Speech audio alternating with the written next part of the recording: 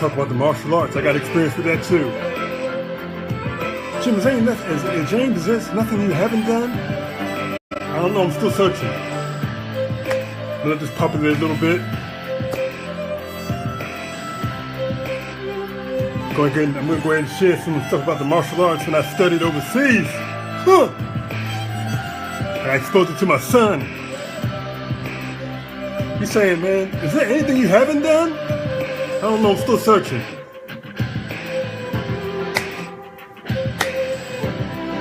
I'm pumped up this afternoon. Y'all going to invite some folks. I'm going to talk about Taekwondo. I'm going to talk about Shotokan Karate. I'm going to talk about my exposing my son to it. Oh my goodness.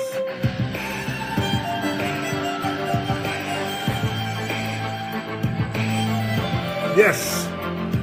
Welcome to Adam. Welcome to Ingrid. Ryan, how you doing? Michelle, how you doing? Helene, how you doing? Or Helena? I want to say it's Helena. Maybe it's Helena? Helene? You let me know which one it is. The first or the second, Helena. Or Helene. I'm welcoming everybody. Nick Saunders is watching. Hey, son. I'm going to get ready to bring it. I'm going to talk about your older brother, man.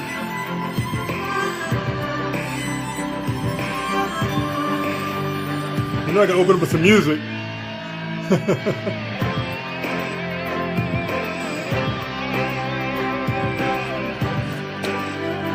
Yes. You already know I studied the martial arts too, right? I draw, I paint, I bodybuild,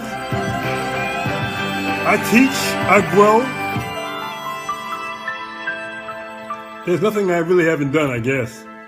I wanted to experience it all. Waiting for a few more folks to get on here before I start. Hey, Leroy, what's up, brother? I don't want that one. I want what I was listening to. That one right there. Yeah, I'm listening to, this group is called Nuttin' But Strings. It's a young group that plays on the violin. They play all the tunes with the violin. I love it. So I'm trying to expose y'all to some culture. How you like that?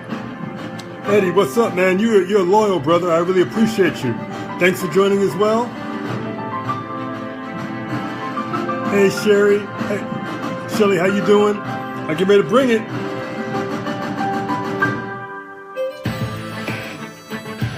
I get ready to bring it.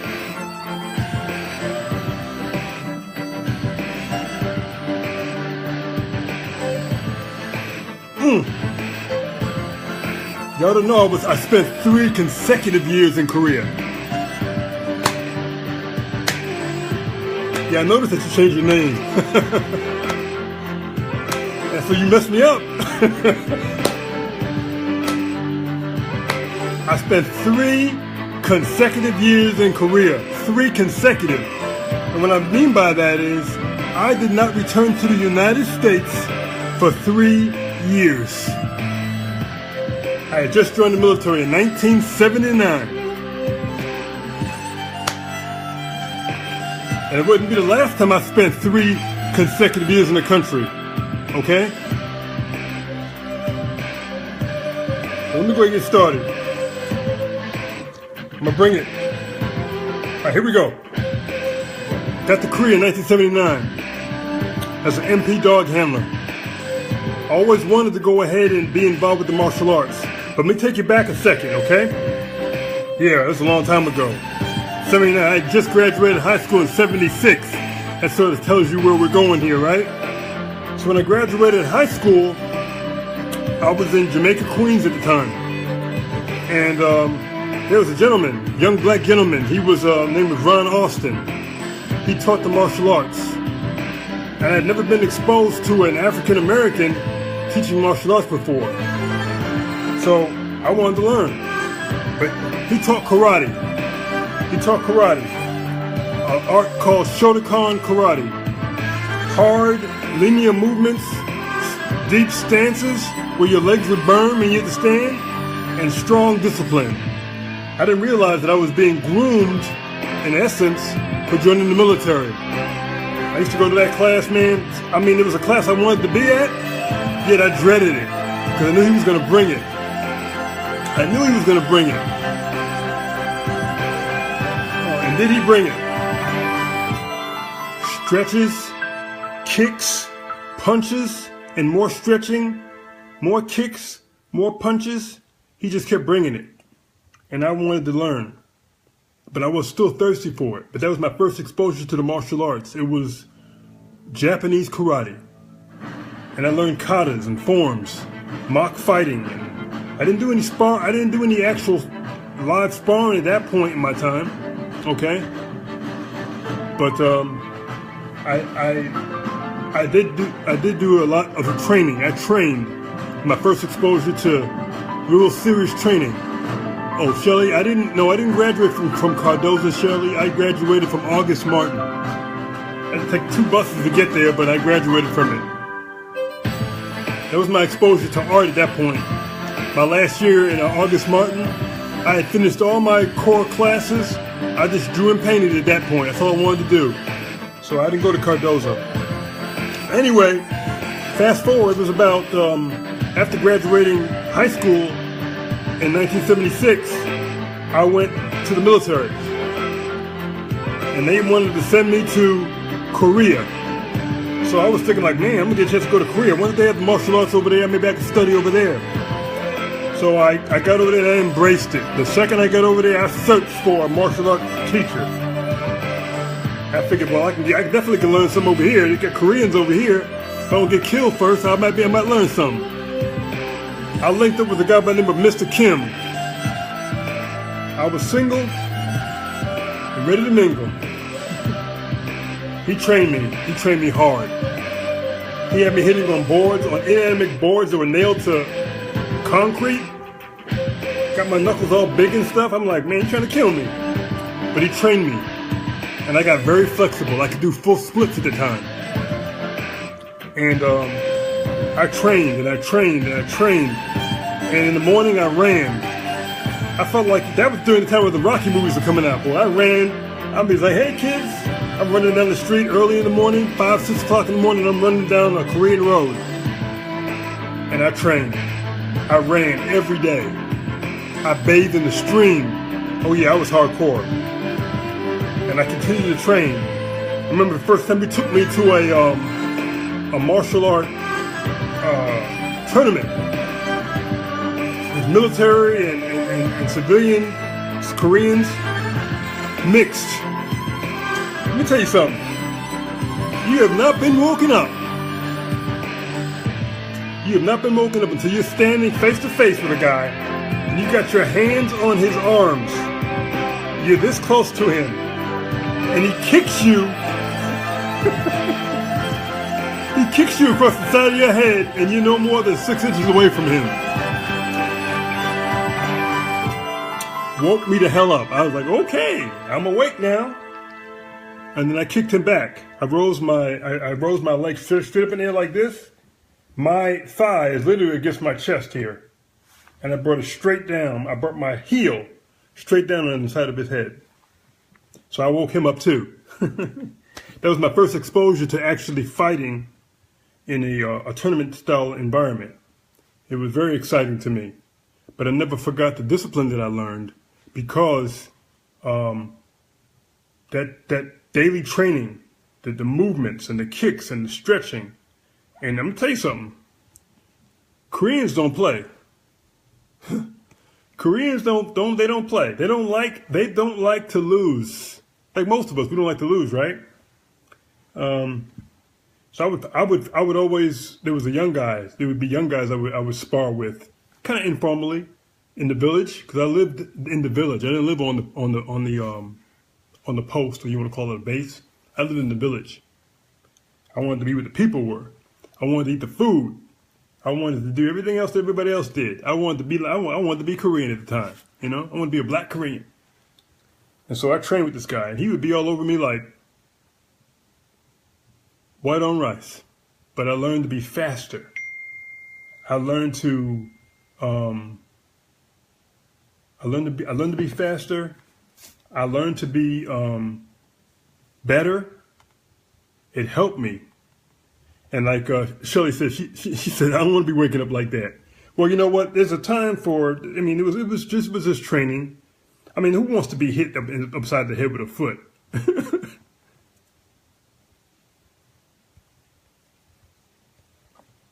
I'm texting. I'm sorry, I'm texting. Somebody's talking to me.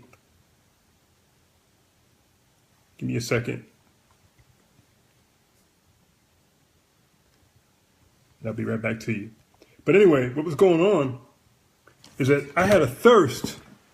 I had a thirst to learn about Asian culture.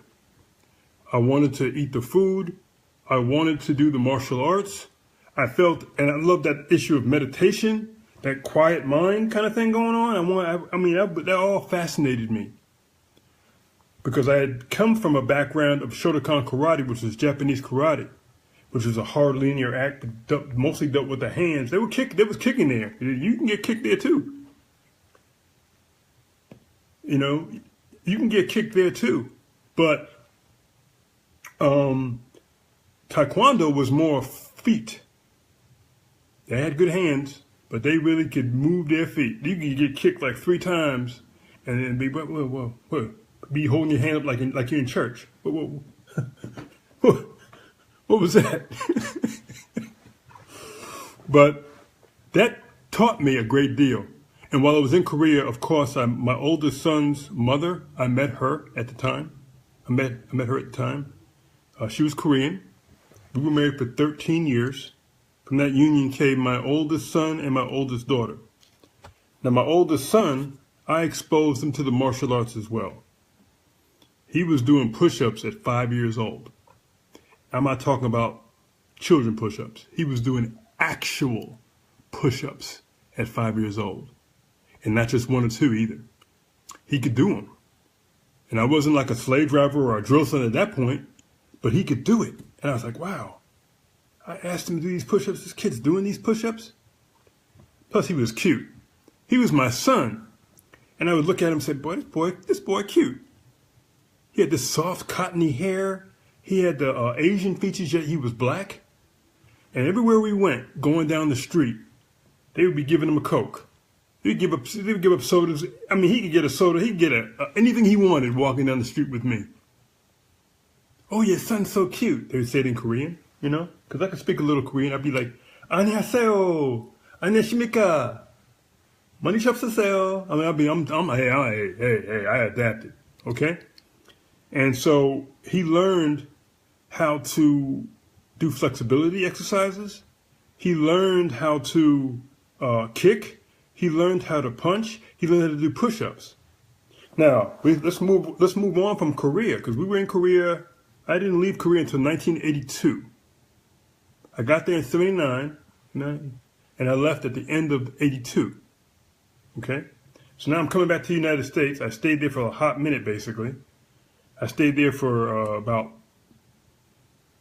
2.5, 3 years. Then it was off to go to Germany. I took my family at that time to Germany. And when I got to Germany, the picture that, if you go to my Facebook page, you'll see a younger picture of my son throwing a kick. That's when he threw the kick, when he was in Germany. He was really a tiny kid, but he was fast and he was good. I said, man, this kid gonna be dangerous. But I still kept up that physical fitness aspect. I was always big into physical fitness. This was before my parents passed away. And I really got obsessive about physical fitness at that point. This is long before that. So now I'm in Germany.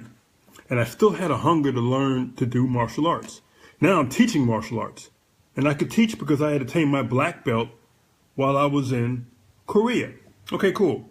So I'm in Germany now. I'm teaching I'm teaching military service people, you know, Taekwondo. We're kicking heavy bags. We're doing exercise. We're doing push-ups. We're doing sit-ups. We're doing we're running. We're doing katas. We're doing we're doing everything. I got pretty good. I was pretty good. But I wanted more training. So I'm searching around Germany. I said, do y'all do Taekwondo over here in Germany? Somebody said, yeah, I think there's a place in Hanau, Germany. So I was in Babenhausen, Germany. You all won't know these places if you've never been there, but I was in an area that was probably about 25 minutes from where I wanted to go train at. So I show up at this studio, the guy in there, he was German. He's speaking German at 1 second, and then he's speaking Korean in another second. I'm like, wow, I've never seen a German speak Korean before. He's giving commands for the exercises and the movements in Korean, which I understood. My German wasn't that good, okay? I knew Wie heißen Sie, which means what's your name, and links, which means left, and geradeaus, which means right. I knew that. But don't get me involved in the conversation. Far too many consonants in a word for the Germans for me. I couldn't deal with it. So, but I got there, and I was the only military person in the class. I'm 6 feet, 5 inches tall, and the class is made up of mostly Germans and Greeks. And I had no experience working out with the Germans and Greeks as far as their ability, whether they were just as good as the Koreans. They were.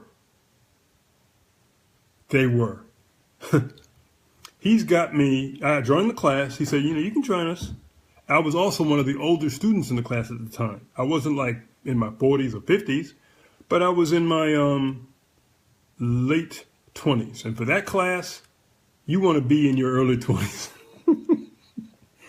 They'd be jumping up in the air. You'd be like, you jump up, you get your hands this high up in the above you, and you're jumping up, and you're literally jumping up to touch your knees to your hands. Then you spread your arms out lengthwise, and you're literally doing jumping splits. He's got me doing this. He didn't accept any excuses from me. You need to do it too. You're in here. I can't let you wear a black belt in my class because you're starting over as a student in my class. So he put a white belt on me. Yeah, I had to humble myself because his level of what he demanded, it was extremely high.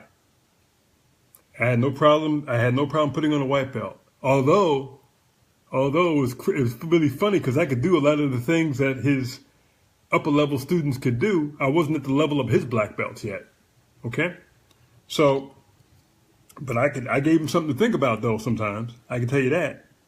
And I trained. And the Greeks don't play. I remember standing like in what they call a horse stance. When your feet are about maybe a little bit further than shoulder width apart, and you got to squat. You're squatting. You're like, you're not standing straight up, but you're squatting like this, and you're throwing these punches. It seemed like I was throwing punches for an hour. And you can't get up from that position. You cannot get up in that position. And I'm throwing these punches. And I'm like, oh my God, is he going to stop? This was the warm-up. This was the warm-up. I mean, is he going to stop anytime soon? And I'm doing it, and my legs got stronger. My ability to jump higher got better. My flexibility improved. My speed, hand-eye coordination improved. I could spar with his upper-level belt at that point. I even sparred with him. And I got pretty close to him. I wasn't like, this guy was like a 4th degree black belt. I was there while he attained that rank. Let me tell you what the instructor did. The instructor was Korean, who would come visit from time to time. He was a master. This joker, he took a river rock, a river stone, right?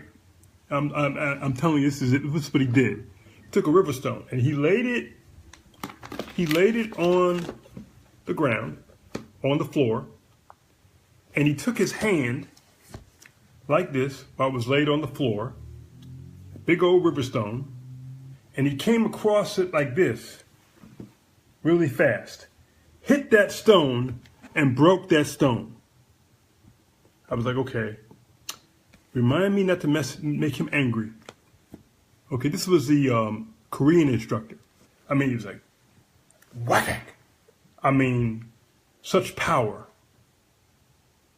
Oh my God, such power. These are the guys that were training me, okay?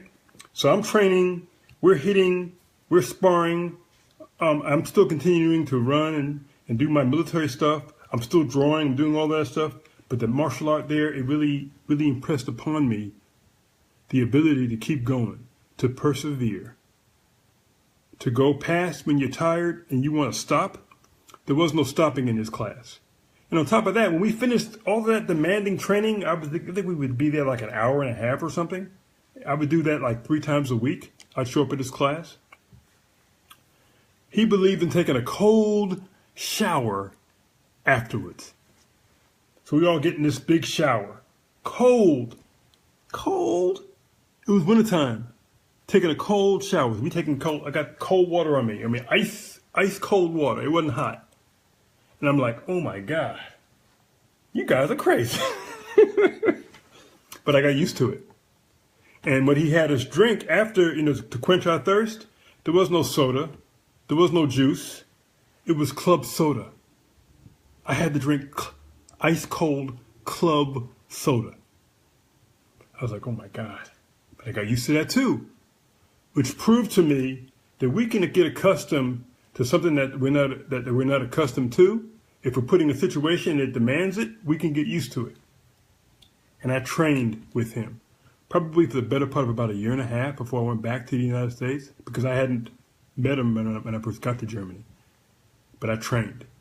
He gave me no slack. And he even came to my military installation, and he helped me put on a demonstration so I could, I was then allowed to wear my black belt, okay? And that was cool for me. But he had me do a form, because he was my instructor. He had me do a form. Then he lined up some people to kneel down on the floor, about 5 or 6 people. They were kneeling down on the floor together, shoulder to shoulder, knee to knee, huddled up like this. And he had a guy at the end of all of that with a couple of boards. So you know what's coming, right? I'm going to have to jump over these 5 or 6 people and do a flying sidekick and break these boards. Did I do it? Yes, I did. Got a standing ovation. And I can tell you, when I told somebody to do something after that, they did it. I was playing. But it was a fascinating journey into my martial art training when I was both in Korea and I was in Germany. Okay? And it took me to the next stage of when I got involved with bodybuilding. Because when I felt pain or discomfort, I would never stop. I'm not stopping. What's a little pain to the discomfort? I can get through that. I'm going to grow my body. I would remember Mr. Kim in Korea teaching me, running me. I remember the runs. And here's something else I did about running. Let's talk about running. Me and some friends, we walked from the base or the post, whatever you want to call it, down to the end of the road, and we took a bus. We were just having fun as young soldiers. We rode this bus away from where we were stationed. So we're on this bus, and we're talking.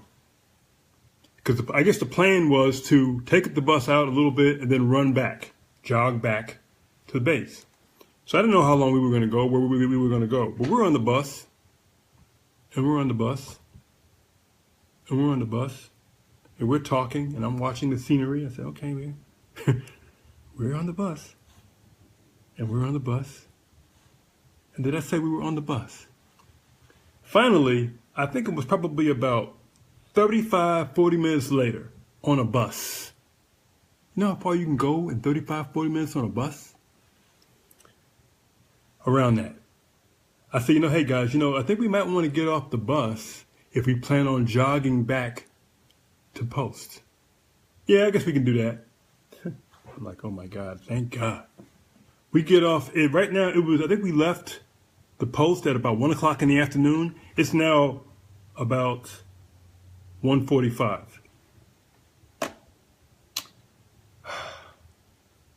We start running back. We start jogging back.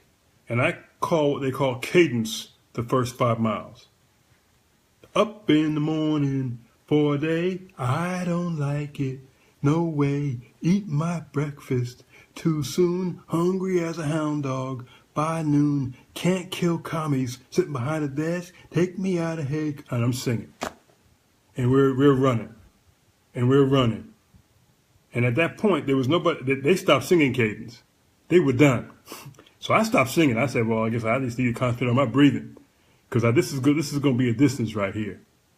And it was like just picking them up and putting them down.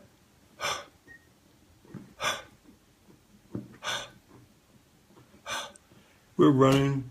The sun's going down. It's getting dark, and we're still going.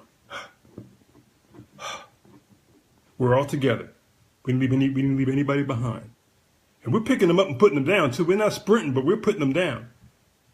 I think we got back, oh my goodness, must have been about 2.5, maybe 3 hours later. We were doing, I didn't realize we were going to do a doggone marathon.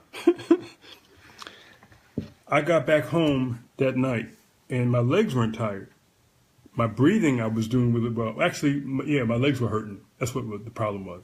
My breathing was fine. I had great cardiovascular at that time. I'll never forget it. The next morning I woke up and I went to go to base. I actually floated up the hill. It was an amazing feeling that I've never been able to recapture ever again from that point, because I had never experienced that level of demanding running like that ever again.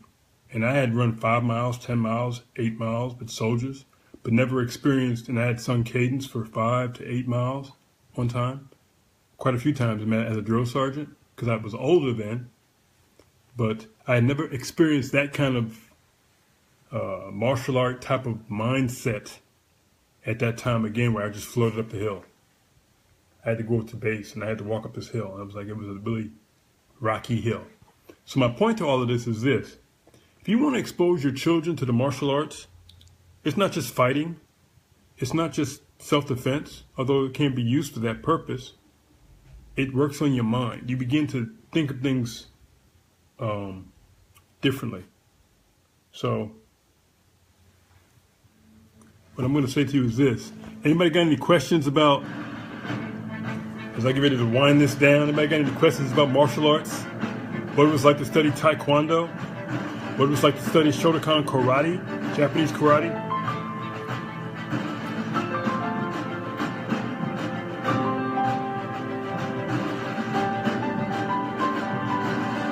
I mean, I got a lot of people on here. Let me say hello to everybody again. We'll go back down the line. Woo!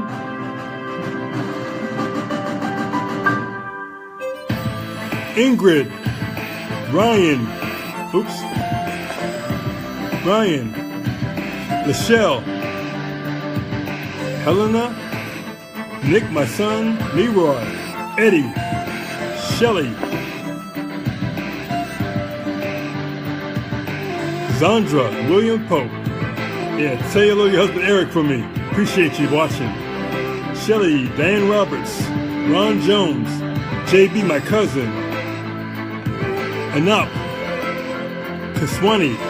All right, brother. All right. Tammy, Lisa, Zante, Carol Ricks, Joetta, Thomas, Rick Williams, Ronald, Michelina, Paul, Derek. Oh, you want that music, huh? I don't know where I found this from. I used to listen to a lot of different genres of music, which I still do. But this group name again is called Nothing But Strings. And it's spelled like this.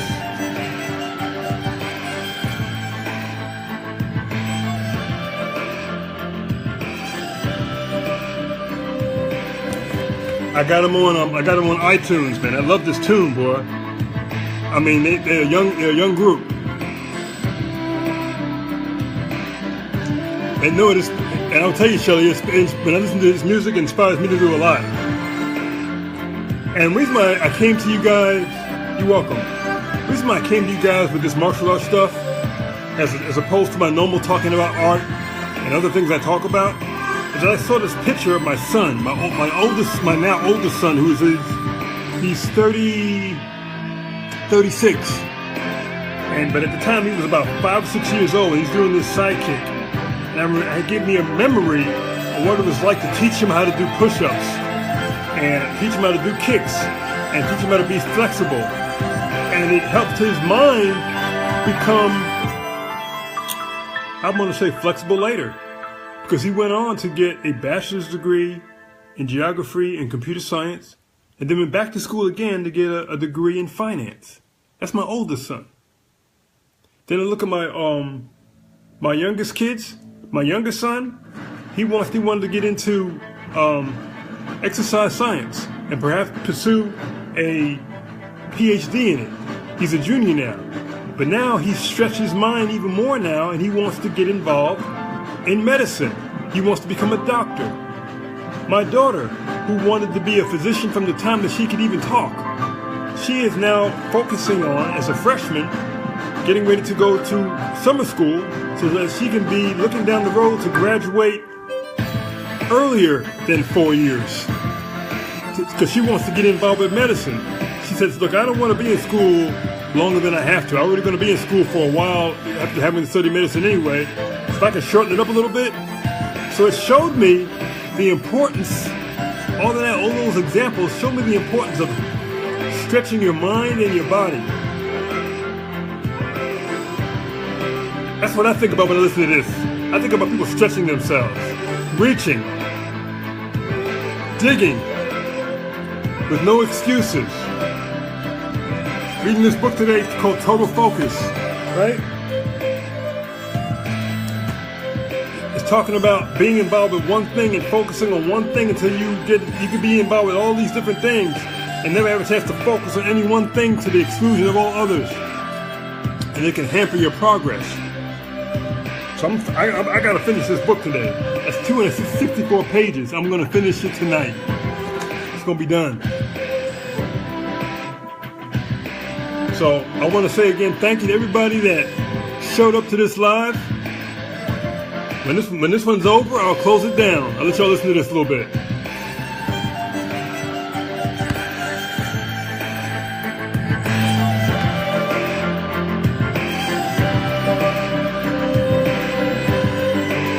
And please share.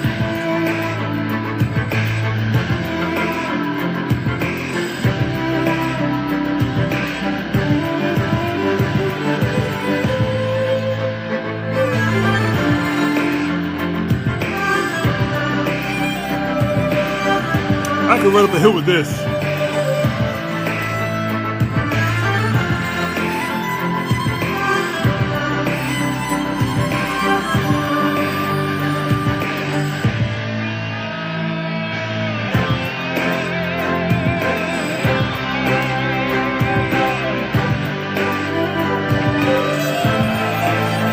It makes you want to get some stuff done, doesn't it?